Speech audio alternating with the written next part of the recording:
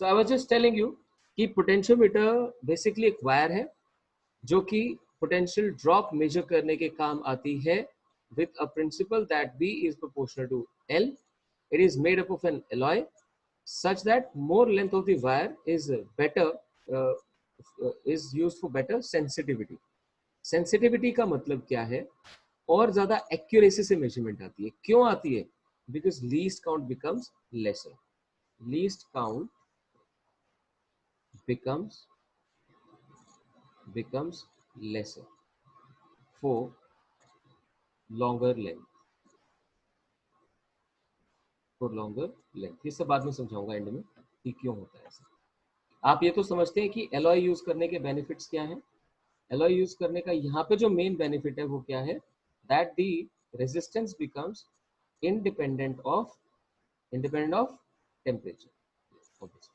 ये major use है क्योंकि करंट फ्लो करता रहता है ना वायर में से करंट फ्लो करेगा तो हीट जनरेट करेगा, टेम्परेचर रेज करेगा, तो रेजिस्टेंस चेंज नहीं होना चाहिए. ठीक है, अब इसके बेसिक वर्किंग का मैं आपको करवा देता हूँ.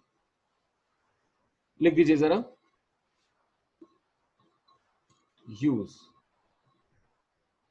use number 1 to measure potential drop across a resistance. मतलब रेजिस्टेंस भी बोल सकते हैं, किसी सर्किट का एक पार्ट बोल सकते हैं, क्योंकि कुछ भी कहो जहां पोटेंशियल ड्रॉप हो रहा है उसका कुछ ना कुछ तो रेजिस्टेंस होगा ना, तो आप ऐसा मान लेते हैं. अब मैं यहाँ पे आपको दो पार्ट समझाना चाहूंगा. Part number 1 is primary circuit for me.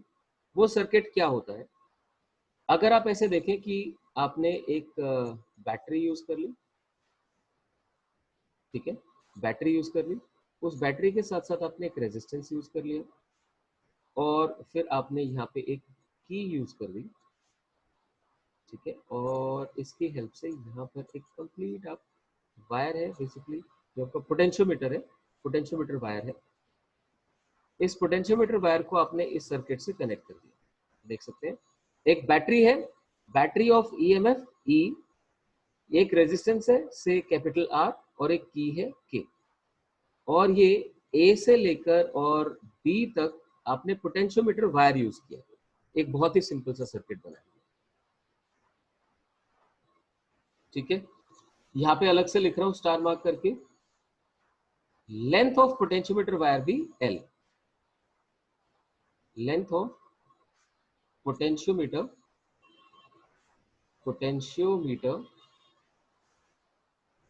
Wire be capital L, ठीक है, capital L, and resistance offered be small r. तो जो पोटेंशियोमीटर वायर है उसकी लेंथ हमने एल मान ली और उसका रेजिस्टेंस हमने स्मॉल आर मान लिया. ठीक है, ये मैं आपको क्या समझा रहा हूँ, एक प्राइमरी सर्किट समझा रहा हूँ. जो एक्चुअल फंक्शनिंग होती है उसमें यहाँ पर एक सेकेंडरी सर्किट लगेगा. तो आपने क्या करना है, इसके नीचे यहाँ पे 1 2 3 एटलीस्ट ये 3 से 4 लाइनें छोड़ दीजिए क्योंकि यहाँ पे एक सर्किट अभी बनेगा. ठीक है, राइट, ये हो गया. ये होने के बाद अब आप लिखिए नेक्स्ट स्टेप में, लिखिए to calculate potential gradient on the wire. Potential gradient on wire. लिखते जाए शाबाश. Potential gradient on wire.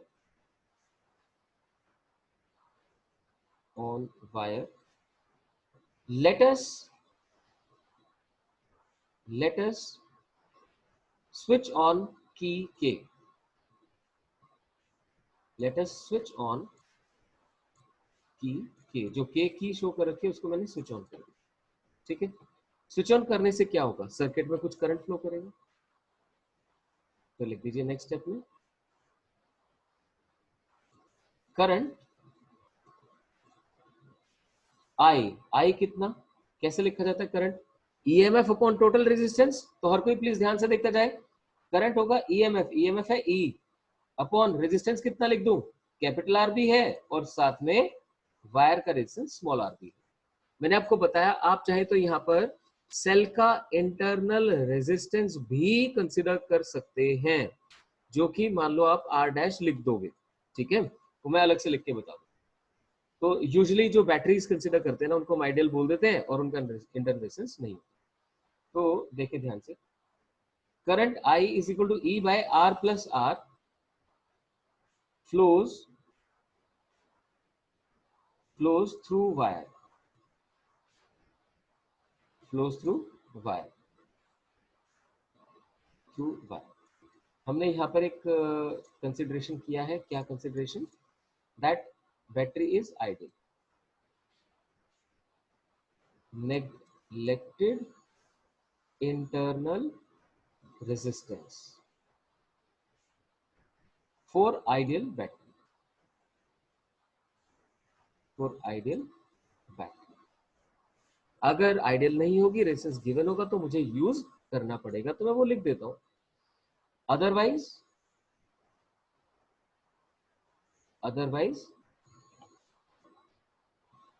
if internal resistance is mentioned,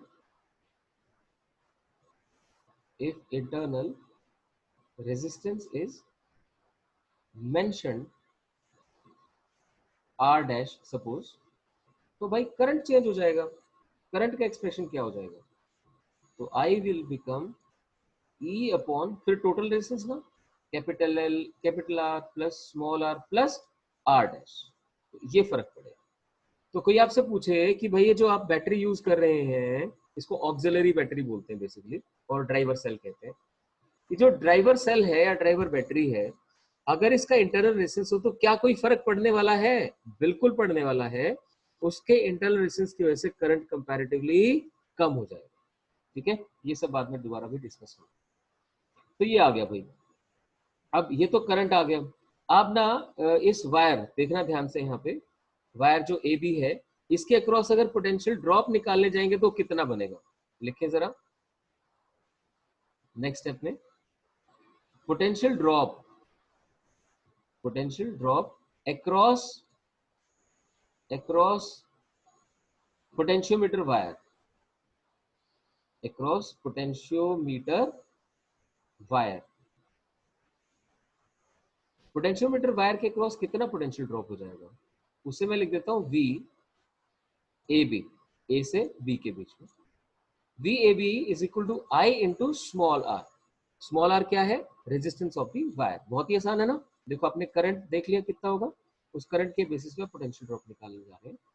तो आई की वैल्यू आ गई E upon small r plus capital R multiplied by small r, ये बन गया V A B, potential drop across the wire. लेकिन आप क्या चाहते थे, आप तो पोटेंशियल ग्रेडियंट निकालना चाहते थे। क्या होता है potential gradient, potential drop upon length. ये टोटल लेंथ कैपिटल ले लेना, तो मैं लिख सकता हूं कि पोटेंशियल ग्रेडियंट के जो है वो है भाई वी ए बी, यानी potential drop upon total length, ठीक है, potential drop per unit length.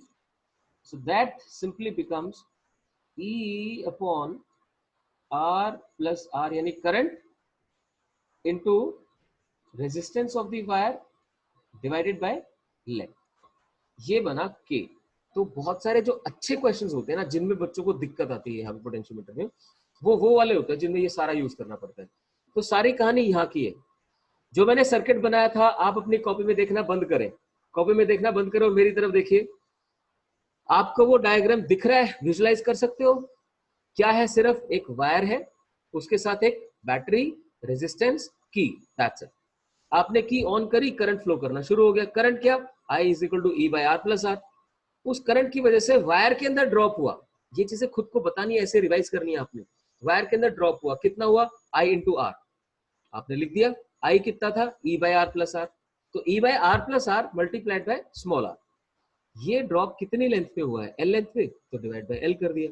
तो बस ये दिमाग में बैठ जाना चाहिए, यार हमने तो सिंपली करंट निकाला जो हमें आता है, उसको रेजिस्टेंस से मल्टीप्लाई किया, पोटेंशियल ड्रॉप आ गया और उसको उठा के एल से डिवाइड कर दो। तो सिंप्लीफाई करने के पॉइंट से लिखूं तो के बेसिकली मैंने क्या लिखा, I into R by L. बहुत ही आसान हो जाता है इससे समझना, जहां पे I की वैल्यू आप बड़े आराम से याद कर सकते हैं। हुआ क्लियर? तो सर्किट के लिए के मुझे यहां से मिल गए। अब बात करता हूं आगे, देखिए ध्यान से। आपको जिस पर्टिकुलर पार्ट के क्रॉस पोटेंशियल ड्रॉप निकालना था वो अब आप यहाँ कनेक्ट करते हैं। तो इसको ऊपर वाला जो मैंने बना रखा था इसको मैं प्राइमरी सर्किट कहता हूँ, जो हमेशा ऐसे ही काम करता है। अब आप यहाँ पे लगाते हैं सर्किट। ये किसी सर्किट का एक पार्ट है जिसका कि रेजिस्टेंस सपोज करो आर डैश है, और यहाँ से पता नहीं कोई करंट फ्लो कर रहा है। हाँ सचिन बोलो, क्या कहना है? सचिन बोलो, क्या कहना है? सॉरी सर, वो ऐसे हो गया। ध्यान रखिएगा, फिर सारी डिस्टर्बेंस हो जाती है। देखिए ध्यान से, यहाँ मैं गैल्वेनोमीटर लगा रहा हूँ, और गैल्वेनोमीटर के थ्रू मैं ऐसे जॉकी यूज कर रहा हूँ। J stands for jockey, and this is our balance point. यहाँ तक की लेंथ को मैं एल लिख रहा हूँ। ध्यान से देखिए मैंने क्या किया, ये एक की शो कर रहा हूँ यहाँ पे बस। दिस इज की K2, K2। आप ऐसे करके इसे अलग से दिखा सकते हैं, क्योंकि जो रेजिस्टेंस है it is a part of, यहाँ कर सकते हैं part of some other circuit, part of some electric circuit. तो किसी भी एक इलेक्ट्रिक सर्किट का कोई पार्ट आपने पिक किया जिसके क्रॉस पोटेंशियल ड्रॉप निकालना चाहते थे। आपको ये हमेशा ध्यान रखना पड़ेगा कि जो आपने ए से जीरो एंड से कनेक्ट किया ना, वो हायर पोटेंशियल पॉइंट होना चाहिए। तो यहाँ पे ऐसे करके मेंशन कर दीजिए, this must be higher potential point, higher potential point. ठीक है, अभी क्लियर हो जाएगा क्यों करते हैं। ठीक है, डन। अब देखिए सर्किट में ध्यान से देखना, जो मैंने बनाया, मैंने यहाँ पे एक पार्ट ऑफ सर्किट ले लिया जिसमें करंट फ्लो कर रहा था। करंट फ्लो करने की वजह से यहाँ पे कुछ पोटेंशियल ड्रॉप था। हम शो कर सकते हैं कि यहाँ पे करंट फ्लो कर रहे हैं, यहाँ पे कुछ करंट आई डैश फ्लो कर रहे हैं, जिसकी वजह से एक पोटेंशियल ड्रॉप हो रहा है, जो पोटेंशियल ड्रॉप मैं मेजर करना चाहता हूँ। अब देखें हमने वो मेजर करने के लिए क्या अरेंजमेंट किया है।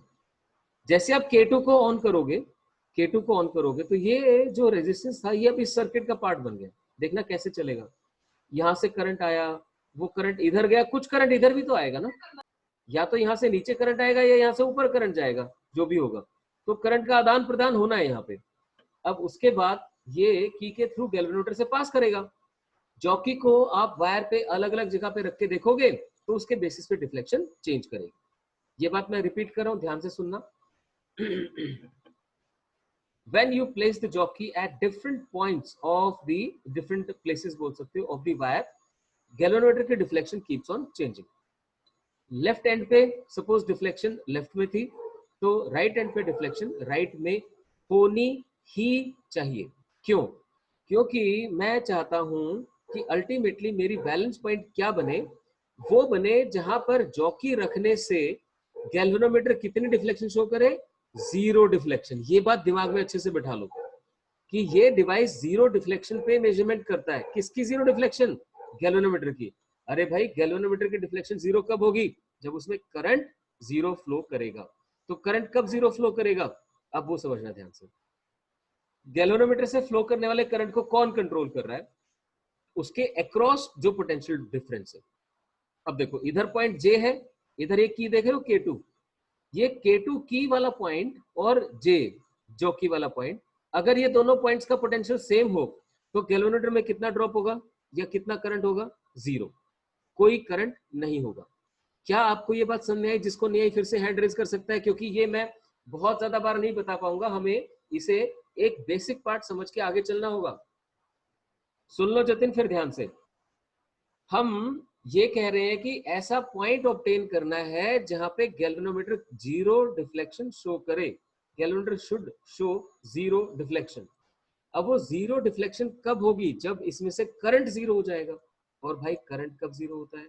जब पोटेंशियल ड्रॉप जीरो हो जाए। नो डाउट गैल्वेनोमीटर का कुछ रेजिस्टेंस तो है ना, लेकिन मैं इसमें कोई पोटेंशियल ड्रॉप चाहता ही नहीं हूं। तो ऐसा कब हो सकता है? ऐसा तब हो सकता है जब इसके अक्रॉस पोटेंशियल डिफरेंस 0 हो जाए, यानी कि देखो ध्यान से, ये पॉइंट J और ये पॉइंट K2 वाला, दोनों का पोटेंशियल सेम हो जाए, बस ये कहानी है। अब क्लियर हुआ? G के अक्रॉस जो दो पॉइंट्स हैं, इन दोनों पॉइंट्स का पोटेंशियल सेम हो जाए, तो ये जीरो डिफ्लेक्शन देगा और तब मुझे बैलेंस पॉइंट मिल रहा होगा। अब सोचो, अगर मैं बोलूं कि K2 का पोटेंशियल वही है जो J का पोटेंशियल है, तो क्या बात बनती है? K2 और J का पोटेंशियल सेम हो गया। अब देखना जरा, इस वायर को तो नेग्लेक्ट कर सकते हैं, ये पॉइंट भी A ही काउंट हो गया एक तरह से। ये पॉइंट अगर A काउंट कर लिया तो A से K2 तक का जो पोटेंशियल ड्रॉप है वो पैरेलल में आ गया A से J तक के पोटेंशियल ड्रॉप के। तो अगर इन दोनों पॉइंट्स का पोटेंशियल मैं सेम कंसीडर कर सकता हूं, इनका तो ऑटोमेटिकली सेम है, तो जितना पोटेंशियल ड्रॉप R डैश के अक्रॉस हो रहा है वही पोटेंशियल ड्रॉप L लेंथ के अक्रॉस हो रहा है। बस यही तो मेजर करना था। तो ये एक मेजर कहानी है जिसमें आप अपने आप को बिल्कुल भी डिस्ट्रैक्ट करके मेरी बातें नहीं सुन सकते, बिल्कुल भी एक पॉइंट ऑफ टाइम पे भी कंसंट्रेशन लूज करके नहीं सुन सकते, नहीं तो सारा डिवाइस खत्म हो जाएगा, जो समझा था सब जीरो हो जाएगा। मैं क्विकली एक बार ये वाली बात रिकॉल कर रहा हूँ, ध्यान से सुनना। मुझे मेजरमेंट तब करनी है जब गैल्वेनोमीटर जीरो डिफ्लेक्शन शो करे। वो जीरो डिफ्लेक्शन तब शो करेगा जब ये K2 वाला पॉइंट और J पॉइंट सेम पोटेंशियल पे आ जाए। अगर ये दोनों सेम पोटेंशियल पे आ ही गए हैं तो जितना पोटेंशियल ड्रॉप R डैश के अक्रॉस है वही पोटेंशियल ड्रॉप मुझे L लेंथ के अक्रॉस मिल रहा है, क्योंकि दोनों पार्ट्स पैरेलल में हो गए। ठीक है, और बड़ी बात देखो, अब सीधा सीधा V प्रोपोर्शनल टू L हो गया, K आपको पता है तो V is equal to KL हो गया, मेजरमेंट हो गई। और बड़ी बात ये समझने वाली है कि अगर गैल्वेनोमीटर में से कोई करंट फ्लो कर ही नहीं रहा तो क्या ऊपर से कोई करंट आ सकता है नीचे? आपको पता है करंट बहुत ही समझदार फिजिकल क्वांटिटी है जो हमेशा लूप में फ्लो करती है। वो ऐसे पाथ पे कभी जाएगा ही नहीं जहां से वापस नहीं आ सकता। यानी अगर वो यहाँ से गैल्वेनोमीटर से वापस ऊपर नहीं जा पा रहा है ही नहीं, तो वो A से नीचे की तरफ भी नहीं आएगा। तो सीधी बात सोचो यार, अगर यहाँ से इधर से और इधर से करंट का कोई आदान प्रदान है ही नहीं, करंट फ्लो ही नहीं कर रहा, तो इसका मतलब इस सर्किट का करंट इसी में रह गया। जो मेजरिंग डिवाइस हमने यूज किया था, जो पहले प्रॉब्लम आ रही थी कि मेजरिंग डिवाइस कुछ करंट खींच लेता है, ड्रॉ कर लेता है, वो प्रॉब्लम सॉल्व हो गई। यहाँ पर जो पोटेंशियल ड्रॉप है उसको मेजर करते हुए हमारे डिवाइस ने कोई भी करंट ड्रॉ नहीं किया। So that was the main thing. ठीक है, मैं ये दो चार पॉइंट्स लिखवाने वाला हूँ, जिनकी क्लास है वो बेटा जैसे ठीक लगे उस टाइम आप चले जाना। समझा मैंने दिया है, आप नोट्स से कॉपी कर पाए। तो लिखे जरा क्या पता चला हमें। यहाँ तक मैं K फाइंड करवा चुका हूँ आपको। K फाइंड करवाने के बाद जो इंपॉर्टेंट चीजें मुझे लिखवानी है वो यहाँ पे क्या है, लिखिए जरा। as K2 is switched on, K2 is switched on and jockey connected to galvanometer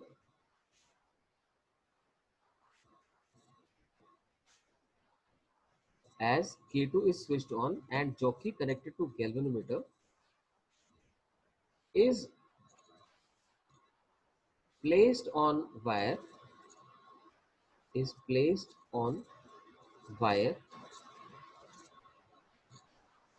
it may show deflection.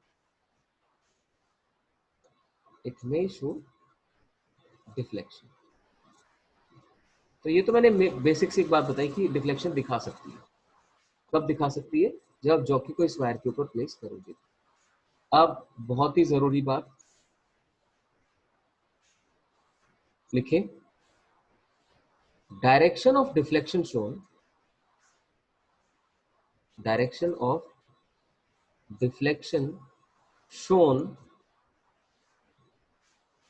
must be opposite to each other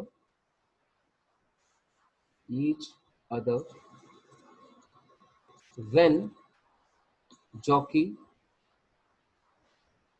is placed at the ends A and B.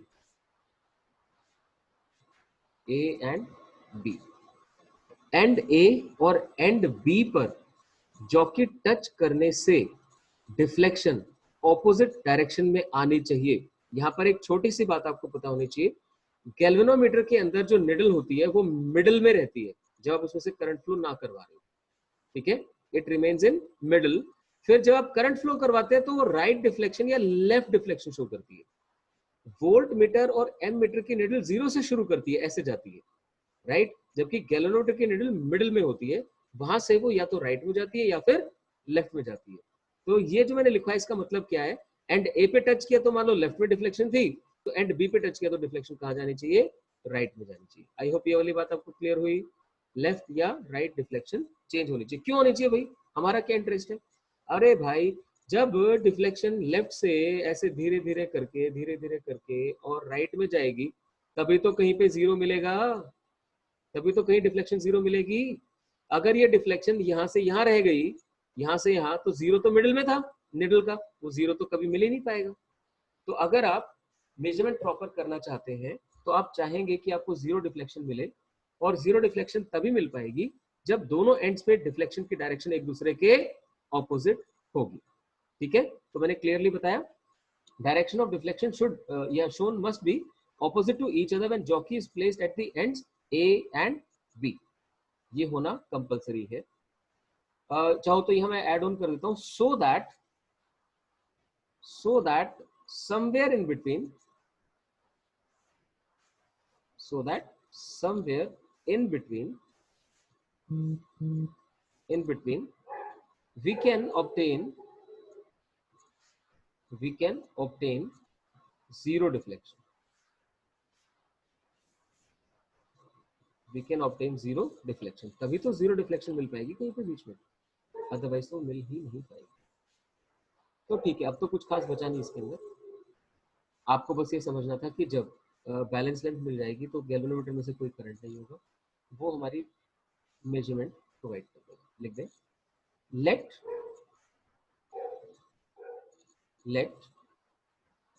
No deflection is shown, no deflection is shown by galvanometer, no deflection is shown by galvanometer for a length L of wire, no deflection is shown by galvanometer for a length L of wire known as balance length, known as balance length, ठीक है। तो L क्या बन गई, balance length. फिर लिख दीजिए, now the potential difference V becomes directly proportional to L, V becomes directly proportional to L, और V is equal to K times L, जबकि K की वैल्यू याद करो IR by L, ये आपको समझाया था ना। तो I कितना था, E by R plus R, ये था I इंटू R बना था potential drop divide by capital L, ठीक है। So current into small resistance is the resistance of the wire divided by L multiplied by small l, ये बन जाता है आपका V। क्योंकि K हमने ऑलरेडी मेजर कर रखा था तो इस तरीके से हम सॉल्व कर पाते हैं। आई होप आपको ये क्लियर हुआ ठीक से। Let no deflection is shown by galvanometer for a length L of the wire known as balance length. Now the potential difference V becomes proportional to L, V is equal to KL, V is equal to this। तो समझने के लिए आपको बता दिया कि जहाँ पे जीरो डिफ्लेक्शन मिलती है उस टाइम पे ये दोनों पॉइंट सेम पोटेंशियल पे आ जाते हैं। कौन से दोनों पॉइंट्स, मैं रेड से मार्क कर देता हूँ, ये वाला पॉइंट और ये वाला पॉइंट, या ये कह सकते हैं, ये। तो ये बात मैं आपको अलग से लिखवा देता हूँ समझने के लिए। लिख दें स्टार मार्क करके, लिखिए, when no deflection is shown, when no deflection is shown shown the ends of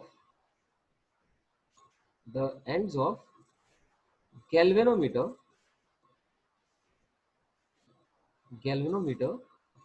are at same potential,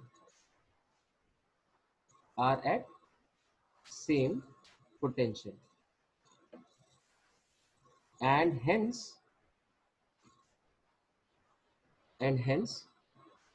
potential drop on wire is same as potential drop to be measured.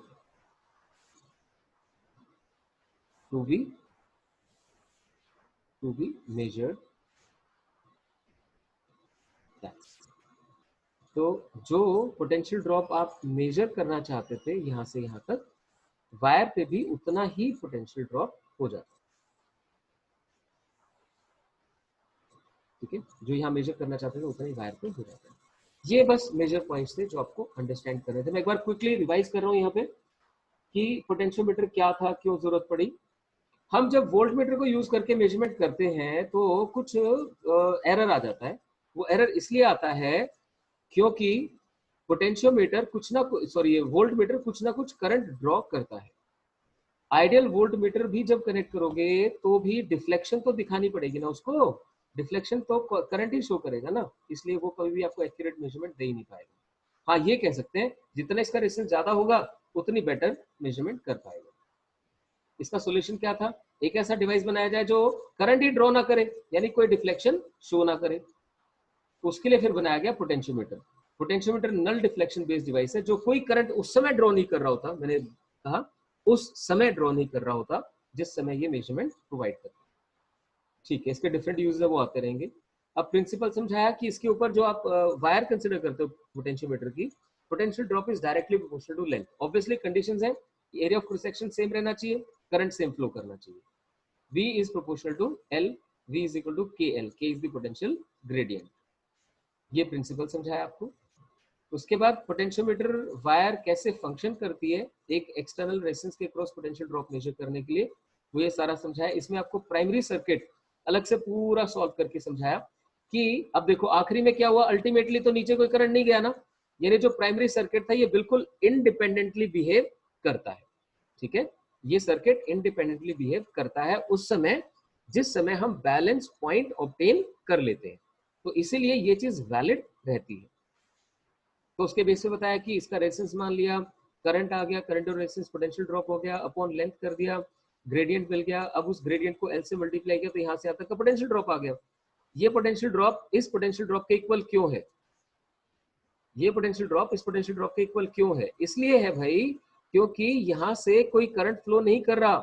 क्यों नहीं कर रहा, क्योंकि ये दोनों point same potential पे आ चुके हैं। अच्छा, अगर ये दोनों सेम पे है तो ये तो पहले से ही सेम पे थे, इसका मतलब जितना ड्रॉप यहाँ पर है उतना ही ड्रॉप यहाँ पर है। बस सीधी लेंथ मेजर करी और V is equal to KL कर दिया, that gives you the potential drop across the piece of wire. ठीक है, आई होप आप लोग ये बात अच्छे से समझ पाए।